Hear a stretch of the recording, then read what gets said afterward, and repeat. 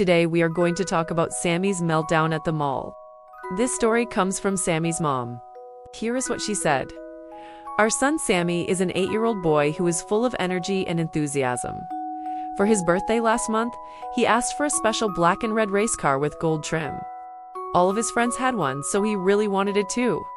We told him that he could get it if he saved up enough of his allowance and did some extra chores around the house. He agreed and started doing extra stuff right away. He cleaned out the garage, swept the porch, trimmed the bushes, and even washed the car. And he saved every penny he earned.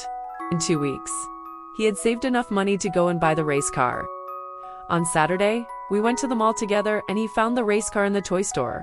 He was so happy. But when he looked closer, he saw that there was only one like it, and it was red with white trim. All of his friends had the black one with the red trim. He started to cry because he wanted the black one. We tried to tell him that it didn't matter what color it was, but he didn't want to listen.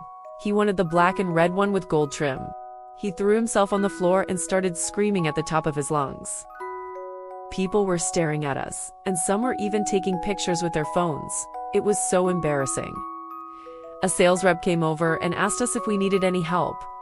I explained the situation to her, and she suggested that we check the other stores in the mall. Maybe they had the car in stock. We thanked her for her help, and we went to look. We checked every store that sold toys, but the answer was always the same. They were out of stock. At this point, Sammy had calmed down a little, but he was still upset. We bought him some new Legos as a consolation prize, but he didn't want them. He only had eyes for the black and red race car. We left the mall and went home. When he was unpacking his Legos, he threw them on the floor and ran off to his room. He slammed the door and wouldn't come out. We knocked on the door and asked him to come out, but he just yelled at us to leave him alone. We didn't know what to do. Should we let him stay in his room? What should we do? After about an hour, he came out of his room. He was very quiet and just went to watch TV. He didn't ask for any snacks or anything, and he didn't make a sound.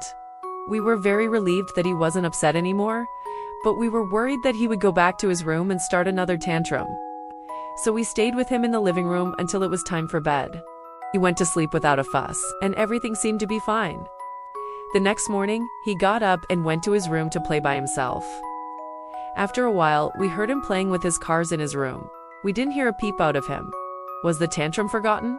Later in the day, he invited some of his friends over to play. They played with their cars and trucks, and everything was fine, until one of the kids brought out a black and red race car with gold trim.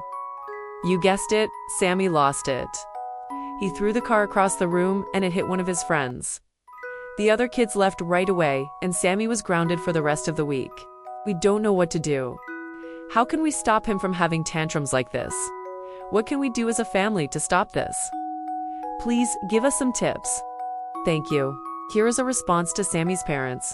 Well, it sounds like you're doing a great job.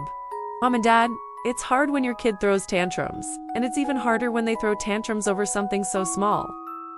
The first thing I want to say is that I think you did the right thing by letting Sammy earn the money for his race car. It taught him that if he works hard, he can achieve his goal. It also gave him something to look forward to and gave him a sense of ownership over his purchase. However, I think you need to set some ground rules for when Sammy goes to the mall with you.